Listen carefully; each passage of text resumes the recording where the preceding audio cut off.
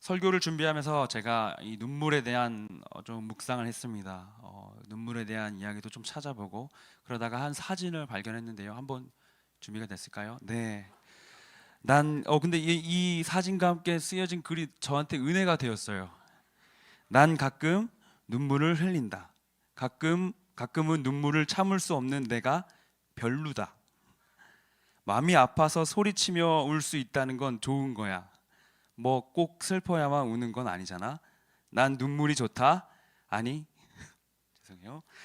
뭐, 뭐, 머리가 아닌 마음으로 우는 내가 좋다. 저는 특별히 이분의 초상권을 위해서 지어주시겠어요? 네, 감사합니다. 마지막 구절이 좋았어요. 머리가 아닌 마음으로 우는 내가 좋다. 역시 이 글이 굉장히 오랜 시간 회자되어 온 글인 걸 아실 거예요. 여러분 다 아시는 그런 글인데 단단한 필력이 느껴졌던 것 같습니다. 2021년의 통계를 찾아보니까 어, 남녀의 우는 비율을 조사한 그 설문이 있더라고요. 보니까 여성분들은 매달 3.5번을 운대요. 그리고 남성분들은 1.9번을 운대요. 도대체 어떻게 우는지 모르겠는데 그 정도로 제가 생각했던 것보단 자주 울더라고요. 그리고 또 눈물의 종류에 대해서 한번 찾아봤습니다. 눈물의 종류가 세 가지가 있대요. 첫 번째는 반사적 눈물. 저도 이해가 안 돼요. 이 반사적 눈물이라는 것이 어떻게 해서 갑자기 눈물이 확 나오는 것인지. 자신을 좀 지키려고 하는 눈물이겠죠. 뭐 모래바람이 불거나 또는 지속적 눈물이라는 표현이 있어요. 이 지속적 눈물도 반사적 눈물과 마찬가지로 눈을 보호하기 위한 눈물이래요. 근데 이 두 가지 눈물의 특성은 98%가 물이래요. 그런데 또 다른 종류의 눈물이 하나 더 있는데 그 눈물의 이름이 감정적 눈물이에요. 여러분 눈물 맛이 다르다는 얘기 들어보셨어요? 화가 났을 때 흘리는 눈물이 더 짜대요. 그리고 슬플 때 흘리는 눈물이 조금 시큼하대요. 궁금하면 한번 먹어보시기 바랍니다. 네. 이 감정적 눈물이 흐르게 되면 마음에 좀 다른 변화가 나타나는데 여러분 잘 아시는 엔돌핀이 막 방출이 된대요. 기분 좋은 화학 물질이 육체의 고통과 그 정서적 고통을 완화시킨다는 거죠. 그래서 여러분 막 울고 나시면 후련하시죠. 네, 마음이 한결 나아지는 기분이 있는 것 같아요. 실제로 이 눈물이 그런 표출 효과가 있다고 하더라고요.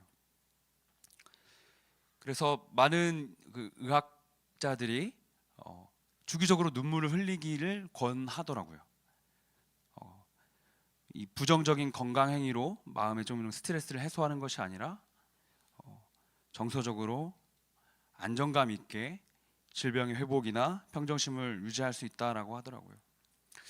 우리의 몸이 그렇듯이 우리의 마음의 동함도 이 눈물로 회복이 될 수 있을까? 우리의 마음에 그 막혀 있는 그 감정들도 이 눈물로 다시 일어날 수 있을까? 그런 질문들이 제 안에 좀 맴돌았던 것 같습니다. 그 가운데 주셨던 말씀이 오늘의 말씀인데요. 오늘 말씀은 예수께서 체포되시고 신문을 받으시고 있는 그 시간에 저쪽 바깥쪽 뜰에서 일어났던 이야기입니다. 예수의 제자였던 베드로에게 일어났던 사건인데요. 신약에는 이제 복음서가 4개가 있죠. 마태, 마가, 누가, 요한.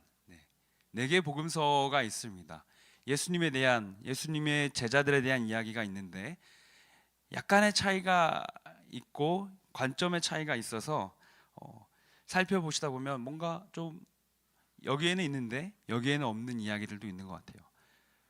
그런데 종종 이 4개 복음서 모두에 등장하는 이야기들이 있습니다. 여러분 잘 아는 오병이어, 그죠? 오병이어로 5천 명을 먹이신 사건, 또 십자가와 부활의 사건들, 너무나 중요한 구속사적인 사건들이 4개 복음서 모두에 나타납니다.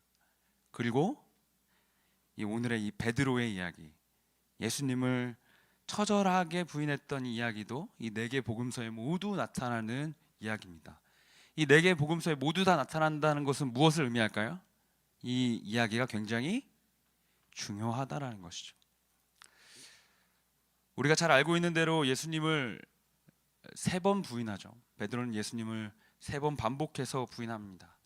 인간이라면 급박한 순간에 누구나 그런 실수를 할 수 있다고 여겨지지만 이 베드로라는 인물은 뭔가 조금은 그래서는 안 됐을 사람이라고 여겨지는 것 같아요. 이 베드로라는 인물이 어떤 인물이었는지를 안다면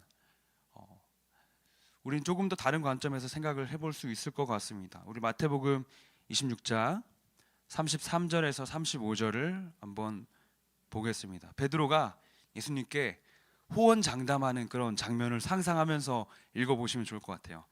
33절입니다. 같이 한번 읽어볼게요. 시작. 베드로가 대답하여 이르되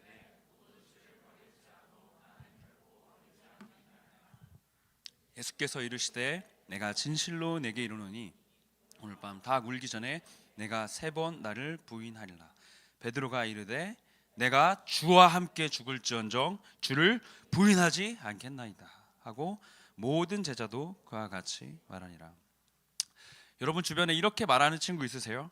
야, 내가 진짜 애들이 다 널 버려도 난 너 안 버려. 내가 너랑 같이 죽으면 죽었지 내가 절대 너는 안 버린다. 여러분 멀리 하세요. 저도 비슷한 경험이 있었습니다. 저한테도 되게 소중한 친구들이 있어요. 대학원, 신학대학원 동기들인데요. 이제 신학대학원 이 3년을 함께 동고동락하면서 힘들 때, 슬플 때, 기쁠 때 언제든 함께 했던 그런 동기들입니다. 그래서 아까 그 말을 우리끼리 종종 했어요. 난 너 절대 안 버려. 막 계속 의리 막 이러면서 치킨 먹을 때 같이 무조건 불러 막 이렇게. 그러다가 저희가 여름에 계곡을 가게 됐어요. 이 대학원 동기들하고. 여러분 상상이 되세요? 전도사님 8명이 가서 대학원 그 계곡에서 이렇게 하는 강물이 은혜롭겠죠. 그날 전날 비가 많이 와가지고 물이 엄청 깊었어요. 그리고 소용돌이도 막 치는 구간들도 있고. 근데 이 남자 전도사님들이 얼마나 흥분했는지 막 다이빙을 하시는 거예요. 수영을 막 서슴지 않고. 그러다가 결국에 한 전도사님이 물에 빠지고야 말았습니다. 이 소용돌이 구간에 발이 이제 묶이게 된 거죠. 묶이게 되고 금방이라도 가라앉을 것처럼 목만 겨우 나와 있던 상태였어요. 그러다가 물에 들어갔다 나왔다, 들어갔다 나왔다. 몇몇 전도사님들이 황급하게 그곳을 향해 갔습니다. 막 바위에 막 발이 찢겨도 몰라요. 구해주려고 맨발로 막 뛰어가요. 어떤 전도사님은 그 자리에서 당황해서 눈물을 흘렸고 엔돌핀이 돌았겠죠. 어떤 전사님은 고민 없이 뛰어들었어요. 그런데 딱 한 분이 구명조끼를 입고 저 뒤쪽에서 어떡하면 좋아 하면 서 있었습니다. 네, 바로 접니다. 변명하자면 전 수영을 못해서 제가 들어가면 짐이 돼요. 네. 나중에 생각해 보니까 이건 벗어서 줄 걸 하는 생각이 들긴 하더라고요. 그래도 안전하게 구출되리라는 믿음이 있어서 안전하게 그날 즐거운 해프닝이 끝났는데, 즐겁진 않았지만 그런 해프닝이 잘 마무리되었는데, 제가 그 빠진 전도사님이랑 엄청나게 친했거든요. 전화를 하면 하루에 2시간을 해요. 자주 만나고 우리 막 신학도 나누고 막 사역도 나누고 너 진짜 좋은 진짜 동생이야 형이야 하다가 그날 되게 둘이 좀 말 안 했던 것 같아요. 그런 마음이 좀 느껴졌던 날이었던 것 같은데, 참 재밌는 것이 우리와 하나님의 관계, 우리 신앙의 관계에서도 이런 모습이 나타날 때가 있는 것 같습니다. 우리가 주님 앞에 되게 호언장담하는 날이 있잖아요. 내가 정말 주님 보면서 살겠습니다. 내가 정말 주님 따라가면서 살겠습니다 하고 고백하던 그날 저녁에 바로 무너지죠. 특별히 수련회와 특별한 집회 가운데 하나님께 들었던 우리의 고백들이 이 환난과 고난, 어쩌면 그보다 더 어려운 편안과 안락 속에서 무너져 갑니다. 우리가 들었던 고백과 결단이 결국에 수포로 돌아가는 것을 보게 되는 것이죠. 언제 그랬냐는 듯이. 그런데 사실 이것은 신앙생활의 중요한 법칙 가운데 하나입니다. 반드시 있다는 것이죠. 제 안에 늘 이 신앙생활 앞에서 붙잡고 가는 한 가지 문장이 있다면 바로 이것입니다. 은혜를 받으면 은혜에 상응하는 시험이 반드시 온다. 은혜를 받으면 은혜에 상응하는 시험이 반드시 온다.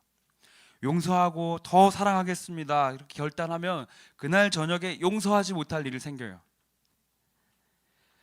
주님, 이제 내가 끈덕진 경건 생활로 들어가겠습니다. 매일 말씀 보고 매일 기도하며 살겠습니다 하면 다음 날 너무 피곤해서 아무것도 못하고 하루를 지나가게 됩니다.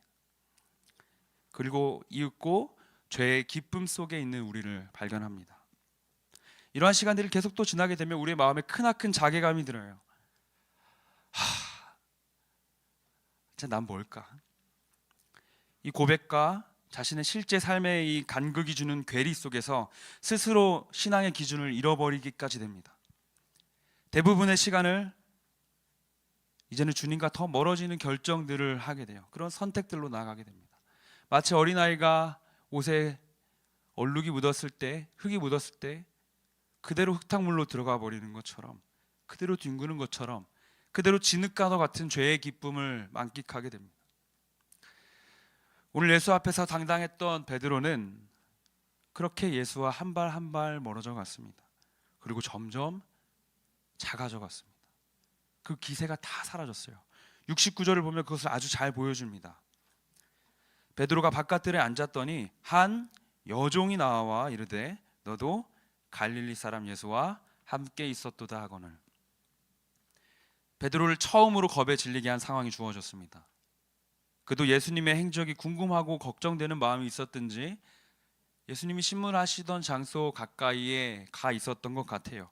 용기를 내어서 이 바깥들이라고 하는 그 신문 장소에서 그리 멀지 않은 곳에 도착했습니다. 바로 그때 한 여종이 등장합니다. 당시에 신분적으로 이 여종은 어떤 공적인 발언권을 가지고 있지 못하는 부류의 사람 중 하나였습니다. 이 여종의 말이 그렇게 힘이 있지 않다는 것이죠.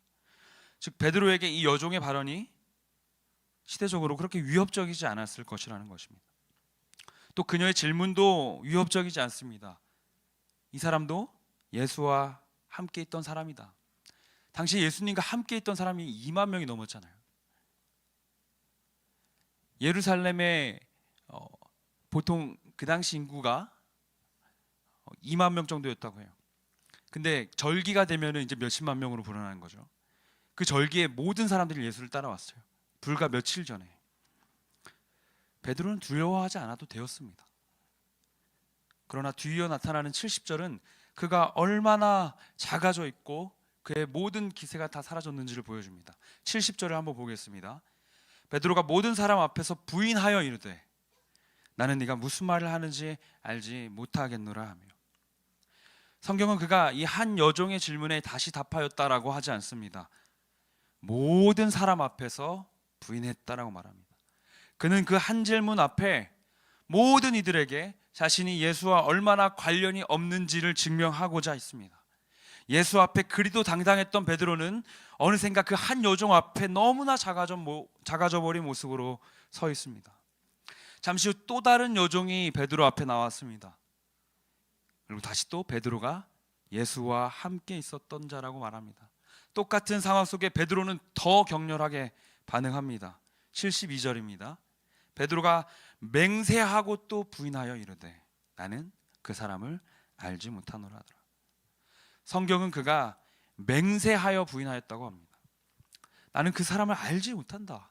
아까는 네가 무슨 말을 하는지 모르겠다라고 했던 이 베드로의 말이 이제는 예수를 알지 못한다라고 정확하게 말하는 데까지 도착했습니다.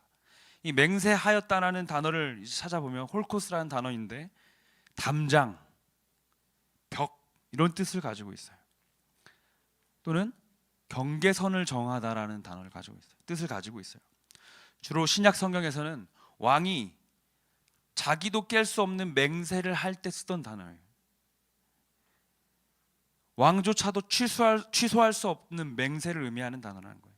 무슨 말입니까? 베드로는 내가 다시는 예수를 아는 사람이 되지 못한다 해도 괜찮다라는 거예요. 그의 행동이 취소할 수 없는 말이라도 괜찮다. 나는 이제 예수와 모르는 사이가 되겠다라는 것입니다. 제가 결혼을 한 상태예요. 알고 계시죠? 혹시 모르실까봐 다 아시네요. 저희 아내랑 저랑 이제 길을 가다가 되게 그런 이렇게 체구가 좋으신 분들을 마주할 때가 있어요. 멋진 그림을 가지고 계시고, 그분들은 아무 말도 하지 않았지만 혼난 기분이 들어요.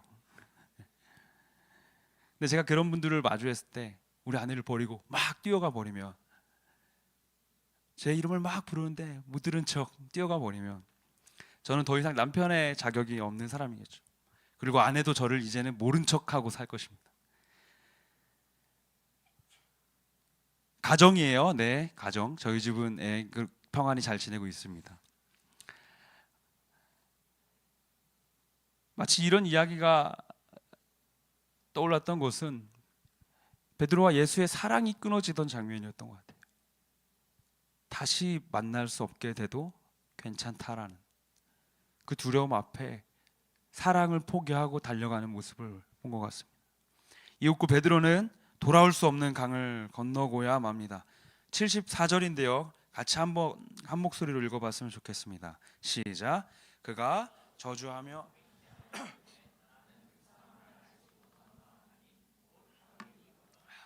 아멘. 그는 예수님을 저주하여 맹세하는 지경까지 도착하게 됩니다. 아까는 맹세하여 모른다라고만 부인했었는데 저주하고 맹세하는 데까지 도착합니다. 이 저주했다라는 말의 원어를 또 살펴보니까 신약 성경 전체에서, 그러니까 성경 전체에서 여기서만 나타나는 단어예요. 완전히 소멸됐다. 완전히 소멸됐다라는 뜻을 가져요. 그는 자신과 예수의 관계가 완전히 소멸됐다라고 말을 합니다. 그리고 나서 닭이 우는 울음소리가 들립니다.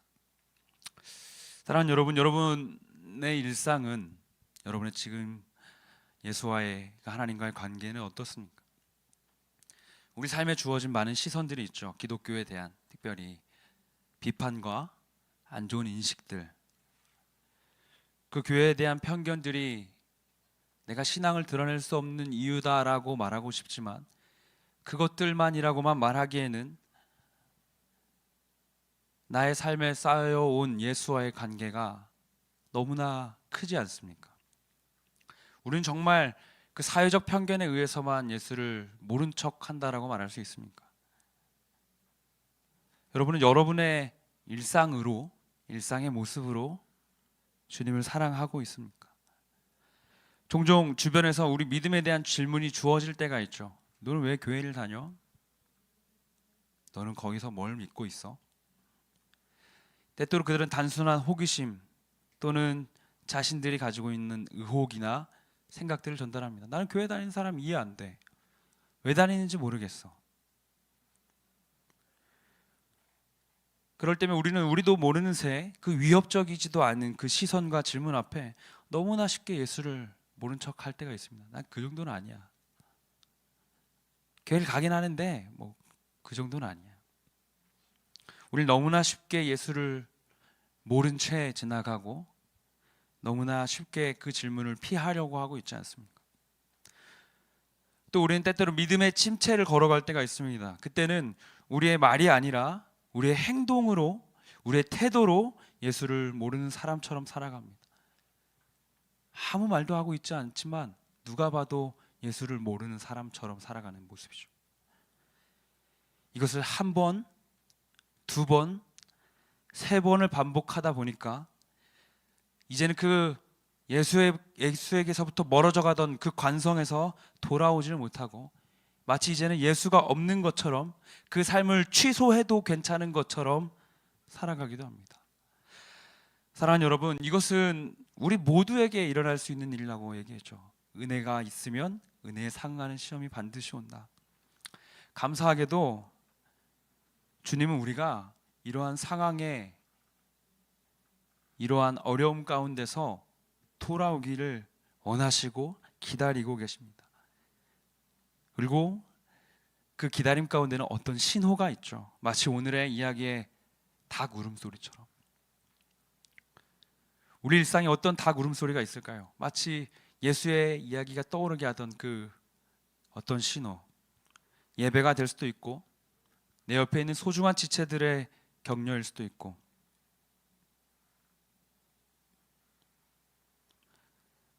분명히 우리의 일상에는 마치 오늘 베드로 귀에 들린 그 닭 울음소리와 같은 신앙의 신호가 있습니다. 믿음의 신호가 있습니다. 베드로는 이 닭 울음소리를 듣고 무언가를 떠올렸다라고 말합니다. 그는 여러 가지 예수의 이야기가 떠올랐을 것입니다. 마태복음 10장 33절입니다. 누구든지 사람 앞에서 나를 부인하면 나도 하늘에 계신 내 아버지 앞에서 그를 부인하리라. 베드로는 예수의 음성을 직접 들었던 사람이에요. 예수를 부인하면 아버지 앞에서 너를 부인하겠다는 음성이 그의 귀에 떠올랐을 것입니다. 그는 끝없이 반복되어 가던 자신의 부인으로부터 멈출 수 없던 그 자신의 부인을 이제는 그 말씀 앞에서 돌이켜야 함을 발견했을 것입니다. 너무나 슬픈 것은 우리 가운데 꽤 많은 지체들이 이 자리에 서 있다는 것입니다. 저도 너무나 많이 서 있고요. 이 많은 반복들이, 이 많은 예수를 모른 채 하는 부인들이, 때로는 예수가 내 삶에 없던 것처럼 그 관계를 취소해도 되는 것처럼 사는 내 삶의 방식들이 반복되어 갈수록 내가 예수를 사랑한다고 말할 자격이 있을까? 다시 예수에게 나아갈 자격이 있을까? 너무나 많은 비참함과 자책들이 우리에게 돌아옵니다. 어떻게 다시 돌아가야 할까? 어떻게 다시 회복해야 할까?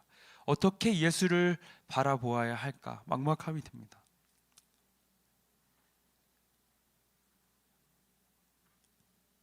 이 질문 앞에 오늘 베드로가 예수께 돌아간 그 모습을 너무나 잘 보여주고 있어요. 75절을 같이 한번 읽어볼까요? 75절입니다. 시작.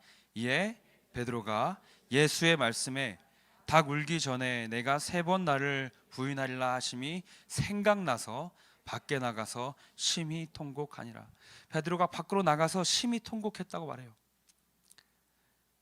이 심히 통곡했다라는 정도의 단어 자체가 헬라어에 자주 쓰이는 표현이 아니에요. 그가 온 마음을 쏟아서 울기 시작했습니다. 그 마음에 있는 모든 마음과 죄책과 비참함들이 쏟아져 나가기 시작했어요.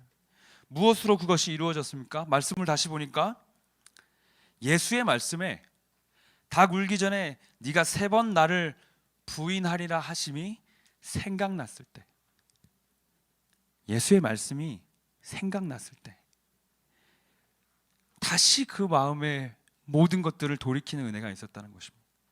사랑하는 여러분, 우리가 회복되어야 될 이 마음의 눈물은 예수의 말씀이 생각나는 데서 시작됩니다. 예수는 알고 계시죠? 네가 반드시 나를 부인할 거야. 네가 닭 울기 전에 3번 나를 반드시 부인할 거야. 예수는 알고 계셨습니다. 우리가 얼마나 연약한지 알고 계시죠? 우리가 얼마나 무너질지를 다 알고 계시죠?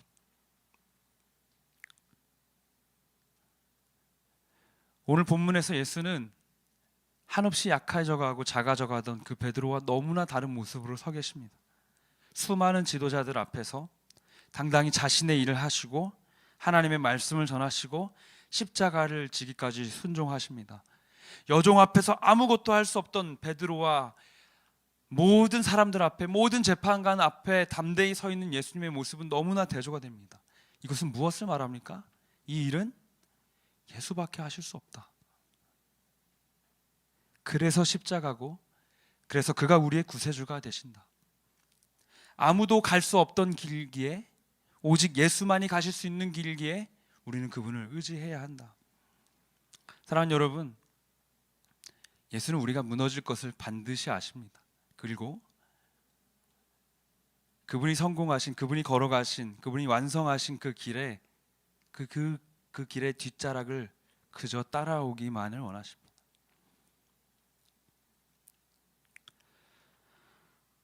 우리에게 너무나 필요한 것이 한 가지 더 있습니다. 우리는 두려움으로 자기의 믿음을 부정해오던 것을 멈출 필요가 있어요. 그리고 이제는 예수를 부인하는 것에서 자신을 부인하는 데 도착해야 됩니다.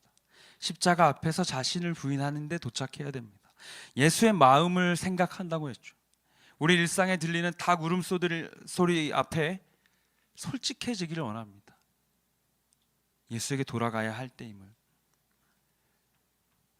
사랑하는 여러분, 우리의 마음이 꺾이기를 원합니다. 우리 자신이 계속해서 부인되는 그 과정 가운데 우리의 마음이 꺾이기를 원합니다. 마음에 꺾이는 것에 관련된 책을 찾아보려고 검색했더니 그냥 도배된 것이 중요한 것은 꺾이지 않는 마음. 이것이 우리의 신앙까지는 이어져서는 안 되죠. 우리의 마음은 꺾여야 됩니다. 예수 앞에서 우리의 마음은 계속해서 꺾여 나가는 것. 그분을 모르는 듯한 우리의 말과 마음을 꺾어내야 합니다. 조나단 에드워즈라는 신학자가 이런 얘기를 했어요. 영혼은 결단코 지루해하거나 신물을 내지 않습니다. 오히려 끊임없이 있는 힘을 다해서 영혼 자체를 바로 그 행복에 던져버리게 되는 것입니다. 신앙가 정서라는 책에서 이분이 하신 이야기인데요, 우리의 정서가 다시 그 행복의 자리에 들어가는 것, 그 행복은 예수의 이름이겠죠. 은혜의 강물이겠죠. 우리의 시간에 각자의 그릇이 있다고 여겨주실 것 같아요. 내가 가지고 있는 나의 그릇. 우리는 끝없이 그릇을 넓혀갑니다. 왜냐하면 은혜를 받아야 되니까요. 은혜의 빗줄기가, 그 행복이, 예수의 사랑이 끝없이 부어질 때 내 마음의 그릇을 넓혀서 그분의 사랑을 담고자, 그분의 은혜를 담고자 서 있습니다. 그런데 이분의 이야기에 따르면 은혜는 받는 것이 아니다. 은혜의 강물에 그 그릇을 던지는 것이다 라고 말하는 거예요. 사랑하는 여러분, 우리의 마음을, 영혼을 끊임없이 주 앞에 던지길 원합니다. 주의 그 은혜의 강물에 잠기기를 원합니다. 예수의 행복을 향해 던지세요. 이 복음서에, 4개 복음서에 다 나타난 예수의 부인에 대한 이야기, 참 중요한 이야기라고 우리가 나눴습니다. 마태, 마가, 누가, 요한, 이 4개의 복음서는 미묘한 차이가 있는데 그 중에 요한은 조금 더 특별한 복음서예요. 마태, 마가, 누가, 요한이, 마태, 마가, 누가, 이 3권의 복음서가 AD 50년에서 70년경에 저술이 됐다고 하는데, 그로부터 40년 뒤에, 20년, 40년 뒤에 요한복음이 서졌어요. 근데 이 요한복음에만 특별하게 들어가 있는 이야기가 있어요. 어떤 이야기일까요? 예수께서 부활하시고 물고기를 잡으러 간 제자들이 한 마리도 물고기 잡지 못하던 그날 아침에 조반을 먹이시고 베드로와 네가 나를 사랑하느냐 대화하셨던 그 이야기. 아마 20년, 40년 동안 많은 사람들이 이 베드로가 어떻게 됐는지 궁금했던 것 같아요.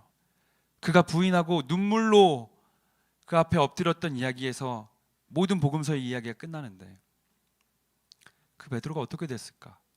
그 이야기를 이제 요한이 40년, 20년이 지나서 집필을 한 것이죠. 그가 어떻게 됐는지 우리 같이 한번 다 알고 있지만 함께 읽어보았으면 좋겠습니다. 요한복음 21장 15절 말씀 함께 읽습니다. 시작. 그들이 조반 먹은 후에 예수께서 시몬 베드로에게 이르시되 요한의 아들 시몬아, 내가 이 사람들보다 나를 더 사랑하느냐 하시니 이르되 주님 그러하나이다. 내가 주님을 사랑하는 줄 주님께서 아시나이다.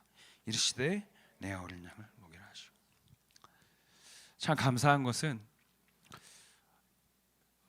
베드로가 자신의 모든 예수와의 관계를 취소하고 다시는 돌아오지 않을 것처럼, 다시는 돌아오지 않아도 될 것처럼 얘기하였지만 예수는 여전히 베드로를 사랑하고 계시다는 거예요. 네가 여전히 나를 사랑하고 있는지를 묻고 계신 거예요. 사랑하는 여러분, 이제 말씀을 맺고자 하는데요, 우리의 마음의 눈물이 회복되기를 원합니다. 우리의 마음이 아무런 회복도 해소감도 없이 건조함 가운데 끝없이 나를 지키기 위해 서 있진 않은지요. 혹시 눈물 없는 시간을 보내고 계십니까? 우리 삶에 울리는 그 닭 울음소리들을 듣지 못하고 계십니까? 아니면 너무나 잘 들리는데 계속해서 외면하고 계십니까? 사랑하는 여러분, 그 닭 울음소리가 들리는 그날에 예수의 마음을 떠올리는 우리가 되길 원합니다. 그분과의 추억을 떠올리길 원합니다. 그분은 우리가 반드시 부인할 것을 아시듯 우리의 무너짐을 아시고 연약함을 아시고 우리 실패를 아십니다. 그리고 기다리시고 언제나처럼 우리를 위한 식탁으로 다시 우리를 초대하십니다. 그리고 다시 우리의 사랑을 물으시고 다시 당신의 사랑으로 우리에게 찾아오십니다. 그리고 나아가 우리의 사랑을 기대하시죠. 사랑하는 여러분, 우리의 마음의 눈물을 사모하는 한 주가 되기를 소망합니다. 마음을 꺾고 누워서 그 은혜의 강물 가운데 우리 마음의 그릇을 던지길 원합니다. 푹 잠기길 원합니다. 완전히 깨져야 할 마음들을 이 시간 주님 앞에 한번 드리며 나아갔으면 좋겠습니다. 함께 또 찬양하시고 기도하실 텐데요. 주님, 내 마음에 완전히 말라버린, 완전히 건조해져 버린 그 마음을 주님께 드립니다. 시대 앞에 설 때 주님, 그 모든 이들 앞에도 여전히 당당하셨던 주님의 모습처럼 나도 담대히 서고 싶습니다. 내 삶은 여전히 여종 한 사람의 조금도 위협적이지 않은 그 외침 앞에, 그 질문 앞에 흔들리고 있는 인생이지만 아버지, 예수님, 당신이 혼자 가신 그 길을 나도 따라서 나도 담대히 세상 가운데 서보길 원합니다. 계속해서 주 옆에 서 있게 하여 주시옵소서. 주의 뒤를 따르게 하여 주시옵소서. 이 마음을 가지고 한 주를 살아가는 저와 우리 모든 대학 일부 되기를 주님의 이름으로 축원합니다. 주신 말씀 가지고 함께 한번 찬양했으면 좋겠습니다. 우리의 삶 전체를 아시고 바라보시는 그 주님을 바라보며 우리도 주님을 찾아가며 함께 찬양 드립니다. 오 주님, 당신은 내 삶 구석구석까지 감찰하시며 나를 응원하시는 분, 내 길을 밝혀서 영원한 생명의 길로 인도하시며 나를 격려. 다시 한번 처음부터 고백합니다. 오 주님, 당신은 내 삶 구석구석까지 감찰하시며 나를 응원하시는 분, 내 길을 밝혀서 영원한 생명의 길로 인도하시며 나를 격려하시는 분, 크고 작은 갈등을 겪곤 하지만 항상 결국 당신을 선택합니다. 나의 유일한 고백의 대상은 오직 아름다운 당신뿐입니다. 주님, 여전히 그러합니다. 나의 유일한 고백의 대상은 오직 아름다운 당신뿐입니다. 나의 예배를 받으소서. 홀로 영광을 받으소서. 나의 주여. 다시 한번 처음부터 고백하실 때 그 마음을 생각하며 나아갔으면 좋겠습니다. 우리의 무너짐을 다 아시고 연약함을 다 아시는 분이 여전히 기대하고 계시고 여전히 나와 함께 하시길 원하신다는 것, 그리고 이 찬양의 고백처럼 우리 끝없이 그 관성 아래 주님으로부터 멀어지는 흙탕물을 뒹구는 삶을 살지만 반드시 주님을 선택하리라는 것, 그 찬양의 고백을 우리의 고백으로 다시 한 번 더 고백했으면 좋겠습니다. 오 주님, 당신은 내 삶 구석구석까지 감찰하시며 나를 위로하시는 분, 내 길을 밝혀서 영원한 생명에 인도하시며 나를 격려하시는 크고 작은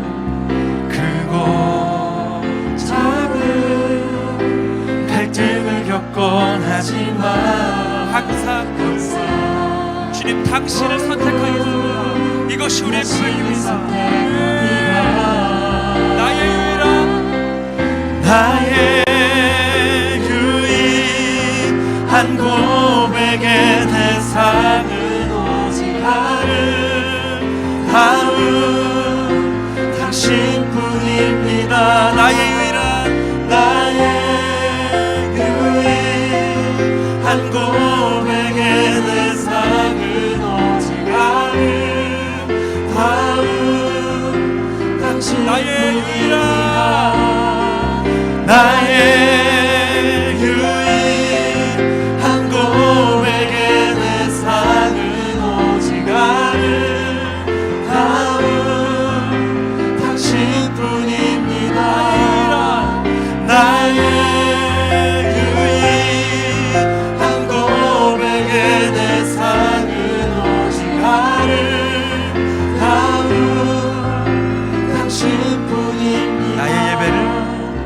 나의 예배를 받으소서. 홀로 영광을 받으소서.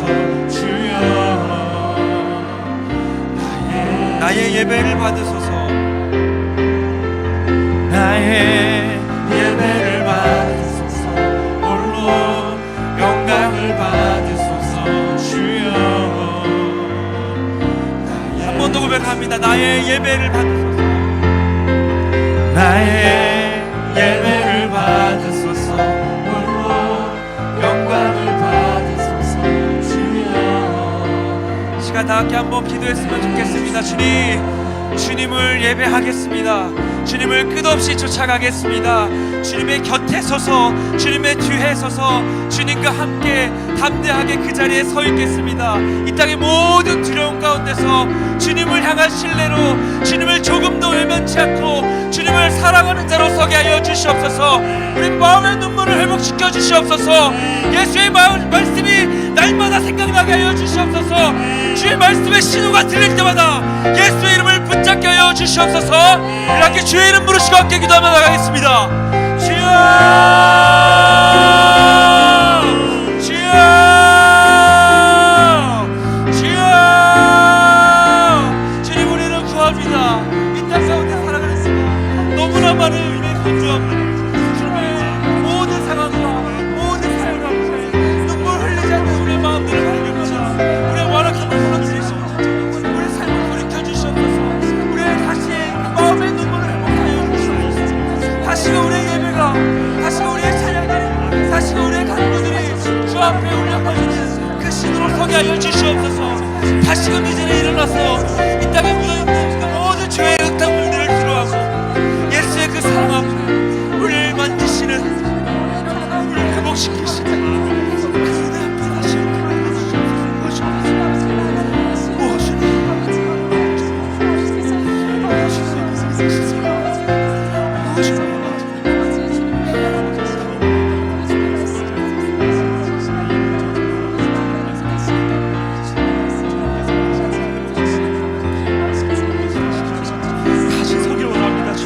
다시 말하기 원합니다. 다시 알기로 원합니다.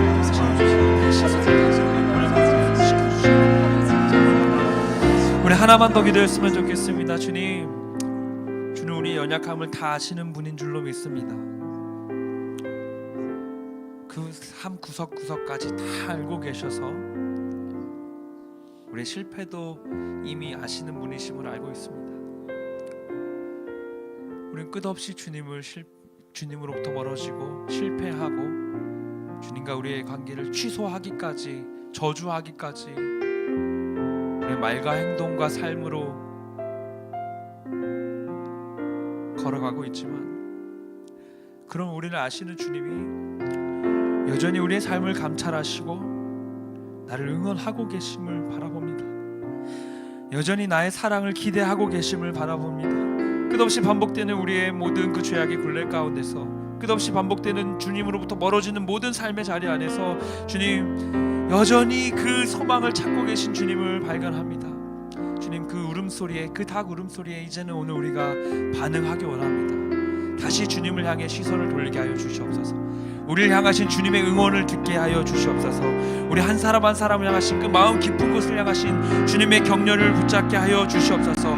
그래서 항상 결국에는 주님을 선택하는 믿음의 자리에 우리를 이끌어 주시옵소서. 우리 힘으로 하나도 할 수 있는 것이 없지만 당신께서 우리의 앞에 모든 길을 내시고 인도하시는 주가 되시기에 주의 손 붙잡고 주의 뒤따라서 나아가는 우리의 신앙 되게 하여 주시옵소서. 우리 다시 한 번 더 주의 이름 부르시고 기도하며 나가겠습니다. 주여, 주님, 여전히 우리를 응원하시는 주님, 여전히 우리로 기대하시는 주님, 여전히 우리와 동역하길 원하시는 주님, 당신과 우리가 이제 다시 또 한 번 성령을 합니다. 우리 삶에 끝없이 울려주는 그 탁월한 소리 앞에, 그 신호 앞에, 여전히 우리를 향해 내미시는 주님의 손길 앞에 그 무너지고 주님을 저주하고 주님과의 관계를 취소하던 삶을 살아가던 우리에게 여전히 다시 손 내미시고 당신의 식탁으로 우리를 초대하시고 우리를 먹이시고 당신의 사랑으로 살아갈 것을 기대하시는 그 은혜를 우리가 다시 한번 기억하고, 오 주님, 그렇게 서게 하여 주시옵소서. 그래서 이제는 우리도 다시금 우리의 유일한 고백의 대상이시고 또다시 조금은 흔들릴지라도 주 앞에 그렇게 서 있는 우리가 되게 하여 주시옵소서. 주 앞에 그렇게 나아가는 우리가 되게 하여 주시옵소서. 오 주님, 그것을 기대합니다. 주님 함께 하여 주시옵소서. 오 당신을 쫓게 하여 주시옵소서. 오 주님,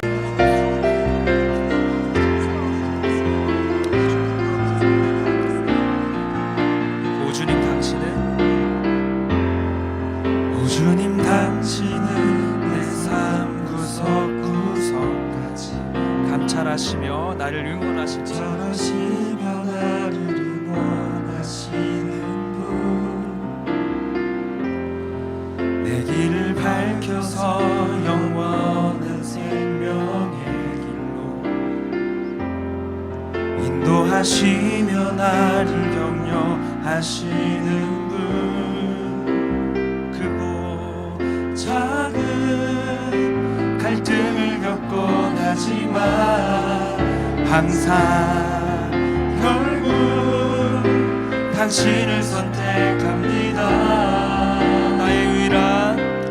나의 유일한 고백의 대상은 오직 나를 다룬 당신뿐입니다. 나의 유일한 고백의 대상은 오직 나를 다룬 당신뿐인 나의 유일한 우리 다 함께 자리에 일어나서 고백하겠습니다. 주님, 우리 유일한 우리 유일한 소망 되신 주님을 바라보며 나아갑니다. 그 찬양의 외침으로 나아갑니다. 당신뿐이 나의 유일한 고백의 대상은 오직 아름다운 당신뿐입니다. 나의 예배를 받으소서, 홀로 영광을 받으소서. 주여, 우리의 중심을 드리며 고백합니다. 가슴에 손을 얹고 함께 고백하겠습니다. 나의 예배를 받으소서, 나의 예배를 받으소서, 홀로 영광을 받으소서. 주여, 나의 주여. 주님을 예배하는 것, 주님을 예배하는 것, 주님을 기뻐하는 것, 나의 맘과 뜻 다해 주님 더 알기 원하네. 주님을 사랑하는 것, 주님을 닮아가는 것, 나의 유일한 소망. 우리 전심을 담아 고백하겠습니다. 빛으로 임하신 주님,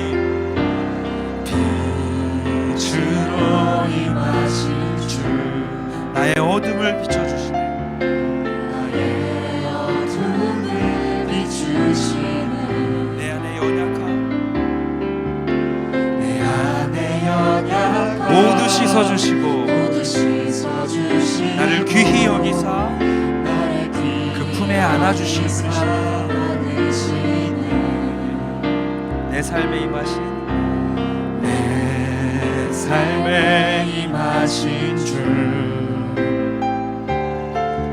모든 두려움 덮으시네. 그 어떤 것도 우리를 위협할 수 없습니다.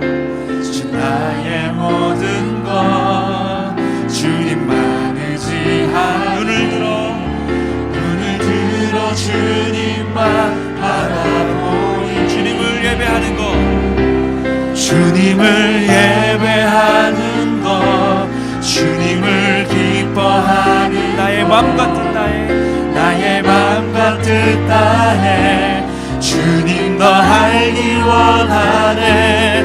주님을 사랑하는 것 주님을 닮아가는 것 나의 유일한 소망. 우리 두 손을 높이 들고 함께 고백합니다. 주님을 예배하는 것, 주님을 예배하는 것 주님을 기뻐하는 것 나의 맘과 뜻 다해 주님 더 알기 원하네. 주님을 사랑하는 것 주님을 닮아가는 것 나의 유일한 소망이라. 마지막으로 기도하실 텐데요. 주님, 여전히 우리의 예배를 기다리시고 여전히 우리의 경배로 기뻐하시는 주님을 바라봅니다. 그저 우리의 마음의 그릇을 넓혀서 그 은혜와 사랑을 담으려 했던 우리의 시간들을 돌아봅니다. 우리의 노력과 수고로 예배하려 했고 우리의 애씀으로 신앙하려 했던 연약함들로부터 이제는 우리 일어나 주의 그 은혜의 강물에 우리를 던지게 하여 주시옵소서. 주의 그 은혜의 강물에 그 사랑에 푹 잠겨서 주 예수 이름 외에는 아무것도 보이지 않을지라도 그 안에 그 예배와 경배와 기쁨과 그 신앙함이 주 안에서 완성됨을 바라보게 하여 주시옵소서. 우리 예배의 모습이 그와 같게 하여 주시옵소서. 주님께 모든 것을 의지합니다. 주님께 모든 것을 맡겨드립니다. 주님께 모든 것을 다 드리길 원합니다. 주님, 우리의 예배를 받아주시옵소서. 우리 마지막으로 주의 이름 부르시고 통성으로 합심하여 기도하게 나아가겠습니다. 주여, 주여, 주여. 주님, 우리가 주님을 더 예배하기를 원합니다. 우리의 삶의 애씀으로 우리의 수고로 완성하게 하는 그 예배들조차 우리의 모든 신앙함조차 이제는 주 앞에 주님의 그 은혜의 강물에 잠기고 주님의 그 사랑에 잠기고 완성되게 하여 주시옵소서. 우리를 불쌍히 여기시는 그럼에도 우리를 응원하시는 주, 우리를 비추시고 우리의 연약함 가운데 그 모든 아픔들을 다 씻어주시고 우리를 품에 안으시는 그 사랑 가운데 기대길 원합니다. 우리의 모든 두려움을 잊게 하여 주시옵소서. 그 별거 다른 것들이 우리에게 얼마나 아픔이 되고 두려움이 되는지 세상을 마주할 때마다 우리는 자꾸만 주님을 멀리하고 싶고 저 멀리 도망치고 있는 우리의 연약함들을 바라보면서 이제는 그런 사랑에서부터 벗어나 그런 애씀에서부터 벗어나 먼저 그 길 담대하게 걸어가신 주님의 뒤에 서서 그 옆에 서서 주님의 사랑으로 예배하게 하시고 우리의 유한한 사랑에 기댄 것이 아니라 끝없이 무한하게 흐르시는 주님의 사랑의 강물 가운데 우리의 마음의 그릇을 잠기게 하시고 던질 수 있는 용기와 담대함을 허락하여 주시옵소서. 우리의 한 주 다시금 그렇게 주 앞에 드리기를 원하오니 우리의 한 주의 삶이 주 앞에 그렇게 충만케 세워지는 예배와 소망의 삶으로 채워지게 하여 주시옵소서. 그것을 기대합니다.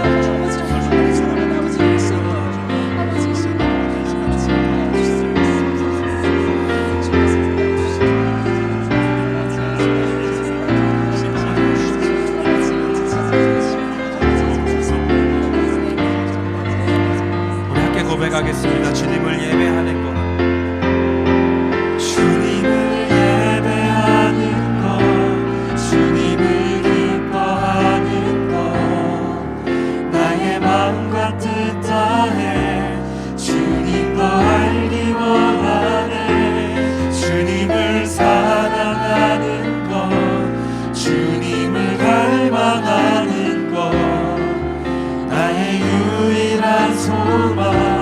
우리 한번 조용히 한번 고백해 볼까요? 주님을 예배하는 것, 주님을 예배하는 것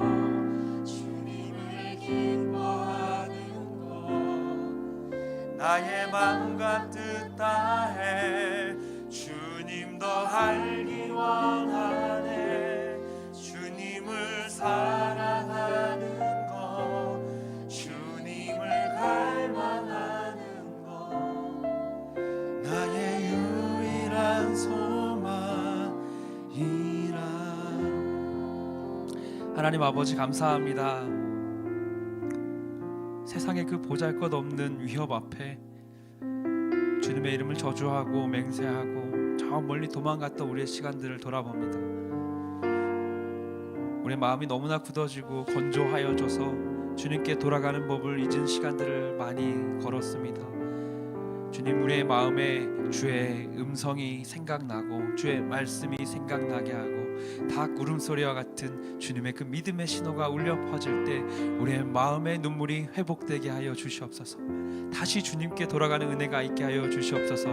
나는 걸어갈 수 없던 그 길을 담대하게 걸어가셨던 주님 옆에 서서, 주님 뒤에 서서 그 자리에 함께 서 있는 우리가 되게 하여 주시옵소서. 우리의 좁은 마음의 그릇을 이제는 넓히고 그 가운데 애쓰는데 그치는 것이 아니라 주님의 그 무한하신 사랑의 강물에, 그 은혜의 강물에 우리의 마음의 그릇을 던지는 그런 한 주가 되게 하여 주시옵소서. 또 다시 넘어질지라도 우리로 여전히 기대하시고 우리를 위로하시고 당신의 식탁으로 우리를 초대하셔서 사랑의 고백으로, 사랑의 기대로 함께 하실 주님을 바라보는 우리 또 한 주가 되게 하여 주시옵소서. 믿음의 자리 가운데 그러한 결단으로 나아가는 오늘 모든 이 청년들 가운데, 이들의 삶의 자리 가운데 그러한 영광으로 주님 경배받아 주시옵소서. 감사드리며 예수님의 이름으로 기도드립니다. 이제는 우리 주 예수 그리스도의 은혜와 하나님 아버지의 사랑과 성령의 교통하심이 주 앞에 마음의 눈물을 회복하기를 소망하고 마음의 그릇을 주의 사랑의 강물에 던지기로 결단한 주의 사랑하는 청년들의 삶의 자리와 이들의 마음과 이들의 신앙의 자리와 그 모든 영역 위에 이제로부터 영원토록 함께 있을지어다. 아멘.